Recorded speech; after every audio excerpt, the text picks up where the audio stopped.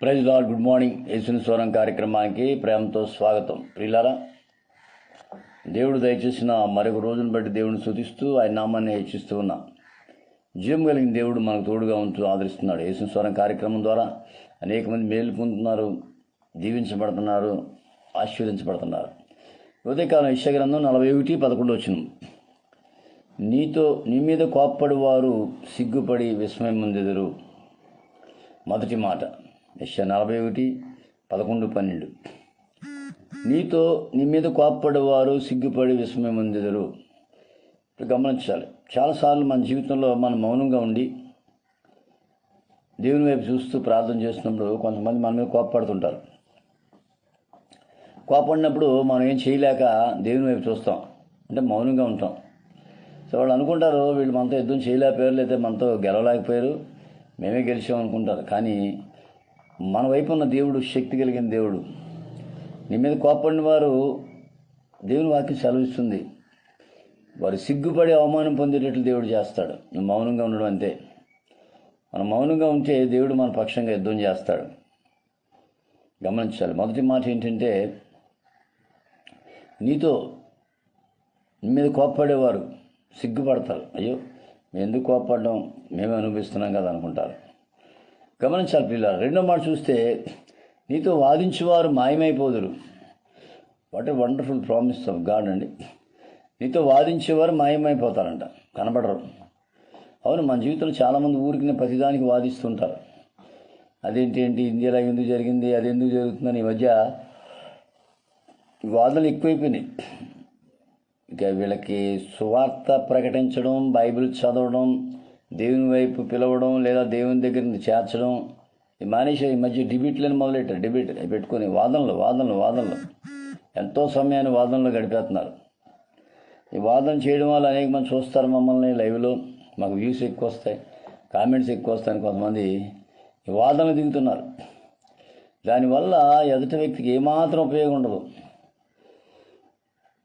ఇతరులను చెరుపుడికే కానీ మరి దేనికోసం మీరు వాదన పెట్టుకోవద్దని బైబిల్ చెప్తుంది. ఇతరులు చెరుపుడుకు మన వాదన పెట్టుకుంటే వినేవాళ్ళు అవుతారు. వీళ్ళు కొట్టుకుంటున్నారా బాబు, వీళ్ళు వాదించుకుంటున్నారా అని మారినోడు కూడా మారరు.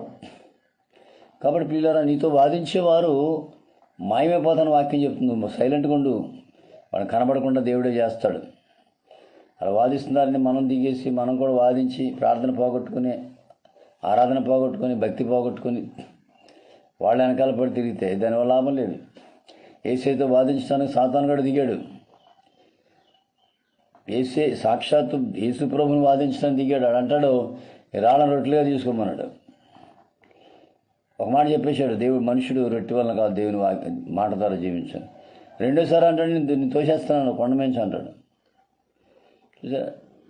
అక్కడ ప్రభువు చెప్పిన మాట ఏంటంటే, ఏమాత్రం వాదించలేదు కానీ సాతానా వెనక్కి పోని గద్దించాడు, గెడౌట్ అన్నాడు అంతే. ఎక్కువ వాదనలో దిగలేదు ప్రభు. వాదనలో దిగొచ్చు. సృష్టికర్త, సర్వోన్నతుడు, సర్వశక్తిమంతుడు అంటే అటువంటి గొప్ప దేవుడు వాదన పడినప్పుడు మనం ఎందుకు వాదన పడాలి? ఈ దినాలు చాలామందికి వాదనలు ఎక్కువైపోయినాయి. డిబేట్లు అంటారు, అది అంటారు, ఇది అంటారు, వాడు ఇలా చేస్తున్నాడు, ఇలా పాడుతున్నాడు, అలా స్వస్థపరుస్తున్నాడు, వాడు ఇలా రకరకాలండి. ఇక వీళ్ళకి మరి ఇదే పని. ఇంకా మరి ఇలా ఈ పనిలో ఉన్నప్పుడు వాళ్ళు ఆత్మను ఎలా రక్షిస్తారు? సువార్త ఎప్పుడు ప్రకటిస్తారు? మరి ఏం చేయాలండి? మౌనంగా ఉండమంటారా? ఉండాలి. ఇక వాక్యం చెప్తుంది, నీ మీద కోప్పడేవారు సిగ్గుపడతారు ఒకరోజు, నీతో వాదించేవారు మాయమైపోతారు. కనపడకుండా దేవుడే చేస్తాడు, వాళ్ళని మళ్ళీ కనపడరు. నీతో వాదించేవాళ్ళు అడ్రస్ లేకుండా పోతారు. నేను చెప్పట్ల, వాక్యం చెప్తుంది. యెషయా 41:11. నీతో యుద్ధం చేయవారు కూడా మాయమైపోతారు. వాక్యం చెప్తుంది అండి. నీతో యుద్ధం చేయవారు కూడా మాయమై నశించెదరు. నీతో యుద్ధం చేసేవాళ్ళు కూడా మాయమై నశించిపోతారంట. చూడండి, ఇన్ని వాగ్దానాలు దేవుడు మనకు చేస్తే మనకి ఎందుకండి వాదనలు? నేను మీటింగ్స్కి వెళ్ళినప్పుడు, సభల్లో మాట్లాడినప్పుడు, నేను మీటింగ్ కిందకు వచ్చేస్తుంటే కొంతమంది, ఏమండి ఋతు గ్రంథం ఇలా చెప్పారు, అలా చెప్పారు, ఇదేంటి అని అడుగుతుంటారు. నాకు తెలుసు అది సాతాను కార్యం అని, సాతాను ప్రశ్నలు వేస్తున్నాడని. నేను అంటాను, నేను చెప్పగలిగింది చెప్పాను, నువ్వు విన్నావు. ఇష్టమైతే అంగీకరించు, లేకపోతే మానే. నచ్చిందా విను, అంగీకరించు, లోబడు. దానికి నచ్చలేదా వదిలేయి. నేను కూర్చొని పని కట్టుకొని నీ కోసం నా సమయం వృధా చేయను. పిల్లలు గమనించాలి. చెప్పలేక కాదు, చెప్పగలం. యేసుప్రభు సమాధానం చెప్పలేక కాదు సాతానికి. ఎందుకు పో అని గద్దించాడు దాన్ని. నీకు నాకు వాదన ఏంటి, టైం వేస్ట్ చేయకు, నేను ఉపాస ప్రార్థనలో ఉన్నాను, నేను ప్రార్థనలో ఉన్నాను, ఎందుకు వచ్చింది నీకు నాకు. చాలామంది అంతేనండి, ఈ వాదనలో పడి డిబేట్లకు వెళ్ళి దానికి వెళ్ళి దీనికి వెళ్ళి రాజకీయ నాయకులు డిబేట్లు చేస్తున్నారు, మామూలు డిబేట్లు చేస్తున్నారు, సినిమా యాక్టర్లు డిబేట్లు చేస్తున్నారు.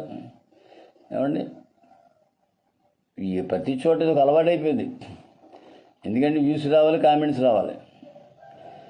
మరి మామూలు చేసేది వదిలేండి, సేవకులు కూడా అదే పని చేస్తున్నారు ఈ రోజుల్లో. సేవకుడిలాగా ఉండాలి, దేవుని పని చేయాలి, సువార్త ప్రకటించాలి, ఇవన్నీ వదిలేయాలి, చెత్తంతా మానేయాలి. వాక్యం ప్రకటించాలి, ఏసే గొప్ప దేవుడు సజీవుడు అని చెప్పాలి, ఇతరులను వారిని దేవుడి దగ్గర లాక్కు రావాలి. అది మానేస్తున్నారు, ఇవి పెట్టుకుని కూర్చుంటున్నారు. అలా పెట్టుకుని మనం ఏమి సాధించలేం, సువార్త ప్రకటించలేం. నీకు ఇష్టమైతే అంగీకరించి అది మానే, అంతవరకే. కానీ దాని గురించి మనం కూర్చోబెట్టి తర్జన చేసి ఇతరులని వినేవారిని పాడు చేయకూడదు. పిల్లలు గమనించాలి. ఉదయకాలం 3 మాటలు, యెషయా 41:12 మొదటి మాట, నీ మీద కోప్పడేవారు సిగ్గుపడతారు, ఒకరోజు వస్తుంది. గమనించాలి. నీతో వాదించేవారు మాయమైపోతారు, కనబడరు. మూడోదిగా చూస్తే నీతో యుద్ధం చేయవారు కూడా మాయమై నశించెదరు.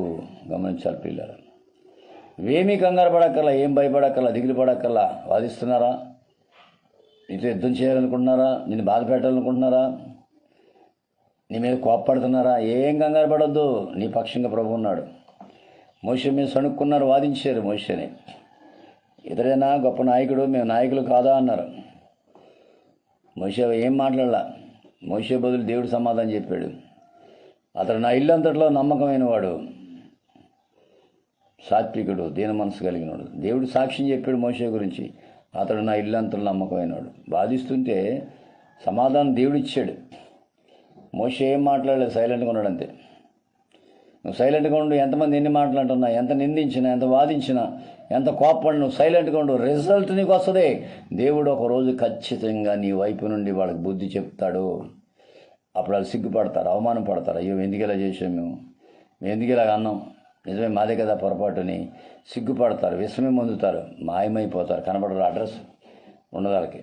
కనుక ఈ యేసు స్వరం ద్వారా ఒకవేళ ఆ రకంగా నీకు ఉంటే, నీ మీద కోప్పడ్డారా, దిగులు పడొద్దు, ప్రార్థన చేయి. నీతో వాదిస్తున్నారా, సమాధానం చెప్పకు, ప్రార్థన చేయి. సమాధానం చెప్పొద్దు, ప్రార్థన చేయి. నీతో యుద్ధం చేయాలనుకుంటున్నారా, కంగారు పడొద్దు, ప్రభువుకు అప్పచెప్పు. వారు కనబడకుండా మాయమైపెట్టి ప్రభువే చేస్తాడు.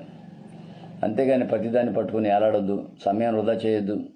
అన్నింటికంటే విలువైంది సమయం. డబ్బు పోతే మళ్ళీ ఖర్చు పెట్టు, మళ్ళీ తెచ్చుకోవచ్చు.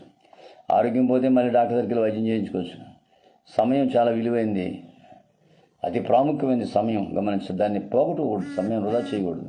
ఆ సమయంలో ప్రార్థన చేయడమో, బైబిల్ చదవడమో, సువార్త ప్రకటించడమో అవి చేయాలి. కానీ ఊరకనే మనం వాదించేవారితో వాదించుకోవడం, మాట్లాడడం ఇవన్నీ వద్దండి. చెత్త, ఇదంతా చెత్త మా పక్కన పెట్టేసి దేవుళ్ళో ముందుకు సాగాలి, దేవుడిచ్చే ఆశీర్వాదాలు పొందాలి. కాబట్టి మన జీవితాలు మనం ఎప్పుడు కూడా ఇతరులతో వాదించడం పెట్టి, వాళ్ళు వాదిస్తున్నారని నేనేం చేయనండి అంటావా, దేవుడికి అప్పచెప్పు. బైబిల్ చెప్తుందిగా, నీతో వాదించేవారు మాయమైపోతారు అంటున్నాడు దేవుడు. కనబడరు, అడ్రస్ ఉండదు. నీ మీద కోప్పడ్డవారు అడ్రస్ ఉండదు. ఒకరోజు వాళ్ళు సిగ్గుపడతారు, అయ్యో నేను ఎందుకు ఇలా వాళ్ళ మీద కోప్పడ్డాను, అనవసరంగా కోప్పడ్డాను కదా. నీ మీద గమనించాలి, ఎదిరించి గొడవాడటానికి వచ్చిన వాళ్ళు కూడా కనబడరంట. వాక్యం సెలవిస్తుంది. మనం కేవలం మౌనంగా ఉండి ప్రార్థన చేయడమే. మన పక్షంగా యుద్ధం చేసేవాడు దేవుడు. దేవుడు అంటాడు కదా, శక్తి చేత బలం చేత ఏది జరగదు, నా ఆత్మ చేత ఏది జరుగును. నా ఆత్మ చేతే దేవుడు సెలవిచ్చాడు. శక్తి చేత బలం చేత జరగదు, నా ఆత్మ చేత జరుగుద్ది. ఆత్మచేత దేవుడు చేస్తే మనం ఎందుకంటే కష్టపడ్డం, మనం ఎందుకు బాధపడడం. మనం సైలెంట్గా మౌనంగా ఉండాలి, ప్రార్థన చేసుకొని ముందుకు సాగిపోవాలి. అలా సాగిపోవడానికి పరిశుద్ధాత్మ నీకు నాకు సహాయం చేయను గాక. ఆమేన్. God bless you. మీ సహోదరుడు పాస్టర్ రమేష్ కుమార్, రాజమండ్రి. 9849864904 షేర్ చేయండి, ఆశీర్వాదం పొందండి.